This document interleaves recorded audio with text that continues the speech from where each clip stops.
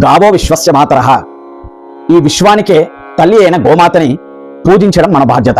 గోమాతని కాపాడడం కూడా మన బాధ్యత. ప్రతి ఇంట్లోనూ ఒక గోవు ఉండాలి అని శాస్త్రంలో చెప్పారు. గోవు ఉండడం వల్ల సకల దేవతలు ఉన్నట్టే. మరి గోవుని పూజిస్తే ధర్మాన్ని పూజించినట్టే, ధర్మాన్ని కాపాడినట్టే. మరి ఆ ధర్మాన్ని కాపాడే బాధ్యత మనందరిది. సనాతన హైందవ బంధువులందరూ కూడా గోమాతని నిత్యము ఆరాధించాలి. మరి ఈనాడు అంశంలో 12 రాశుల వారు, 12 రాశుల వారు గోమాతని ఏ విధంగా ఆరాధిస్తే వారికి శుభం కలుగుతుంది అనేది మీ అందరికీ కూడా తెలియజేస్తాను. ప్రప్రథమంగా ఎవరైతే ఈ విప్రా టీవీ ఛానల్ని చూస్తున్నారో వారు కొత్త వారైతే సబ్స్క్రైబ్ చేయండి. వీడియో నచ్చితే లైక్ చేయండి. మీ అందరి ఆదరణ ఎప్పుడు కూడా ఉండాలి.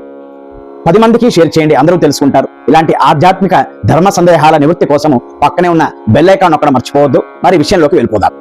ఇలాంటి ఆధ్యాత్మిక ధర్మ సందేహాల నివృత్తి కోసం నా విప్రా టీవీ ఛానల్ని సబ్స్క్రైబ్ చేయండి, లైక్ చేయండి, షేర్ చేయండి. పక్కనే ఉన్న బెల్ ఐకాన్ నొక్కడం మర్చిపోవద్దు. మరిన్ని విషయాలతో లాంగ్ వీడియోలో మళ్ళీ మీ ముందు కలుస్తాను. శుభం.